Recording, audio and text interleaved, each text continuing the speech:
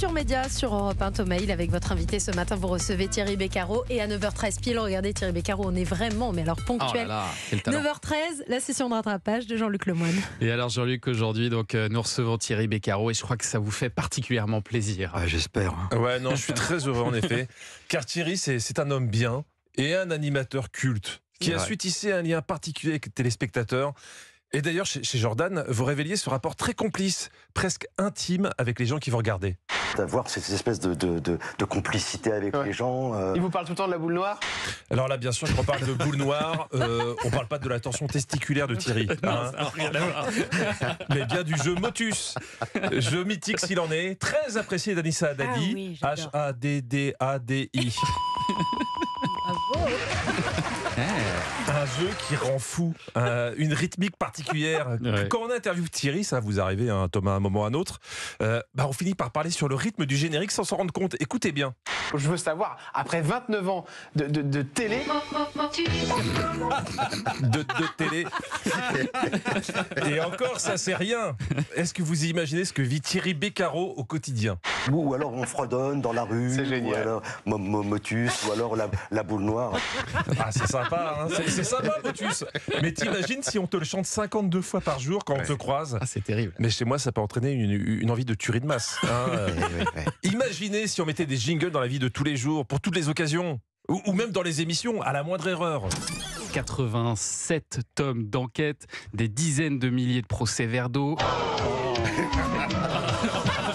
C'est génial. Ouais, non, Thomas, les procès-verres d'eau, c'est ce que vous devriez boire au lieu de boire ce petit digestif de 8h55 avant de prendre l'antenne.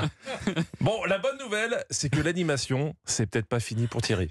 Si moi on me propose un projet dans lequel je suis aussi heureux que j'ai pu l'être en présentant Motus, la D'accord. liberté. C'est bien, c'est pas un non négatif. Donc, Vous vous rendez compte ? Si c'est pas un non négatif, c'est peut-être un oui positif. C'est possible, c'est possible.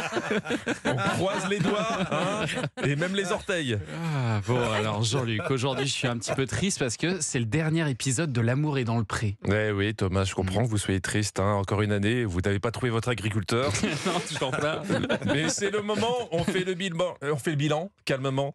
On commence par Charles, un cas unique dans l'histoire de l'émission. Tu es le premier agriculteur de toute l'histoire de L'amour est dans le pré à être reparti avec une autre prétendante qu'avait écrit un autre agriculteur. Eh oui, Charles a rencontré sa fiancée chez Patrice, parce qu'elle avait écrit à Patrice. On a tous un Charles dans notre entourage. Mais si, c'est celui qui vient chez toi, qui mate ta femme, et qu'on laisse repartir en espérant qu'un platane traverse devant lui. Hein. Vous vous demandez comment Charles a fait pour séduire sa belle au bois de chauffage, hein. En exclusivité mondiale pour le dernier épisode, il nous dévoile son secret. Ok, donc tu l'as fait rire avec ta dent. Bah oui, la dent qui tombait. Vous l'avez pas vu ça arriver va. celle-là, hein. Ça, c'est séduisant. Ah bah oui, toi aussi tu veux séduire ? Laisse tomber tes dents. Tu veux l'amener dans la chambre ? Parsème le couloir de tes chicots. Et si c'est trop loin, laisse une jambe. Après, je me moque pas. Ça arrive à tout le monde de perdre des dents. J'imagine que c'est une bagarre ou un truc dans le genre. J'avais cassé en mangeant du pain à la Oui. dent. Oui. Ah. Et donc Bah de ça, j'avais peu le temps de faire réparer. Donc Ah non, tu l'avais juste recollé comme ça ? donc j'avais prévu de la colle forte. Oh. Il n'y a rien Oui. qui va dans cette phrase. Déjà, le mec perd ses dents en mangeant du pain.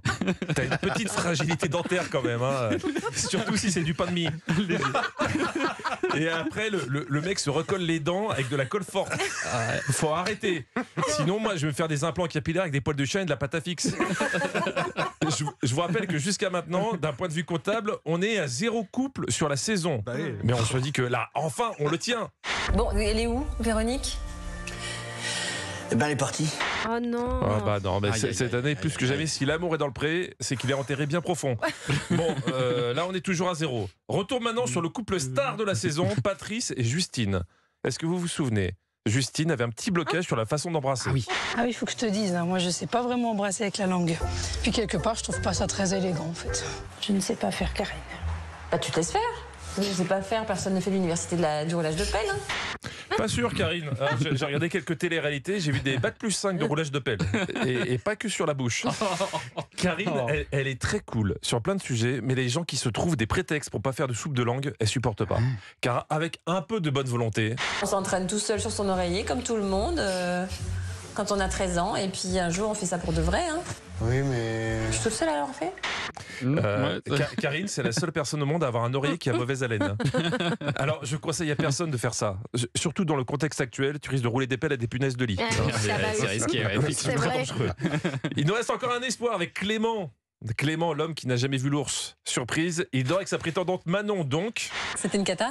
Bah, c'était pas une cata, mais j'étais dans mon coin du lit, voilà. Clément, petit conseil tout à fait perso de la part de toute l'équipe ici présente. On a tous des enfants, mais on n'a pas eu nos enfants restant dans un coin du lit. Hein. Ça marche pas. Ou alors, il faut avoir des dimensions que personnellement je n'ai pas.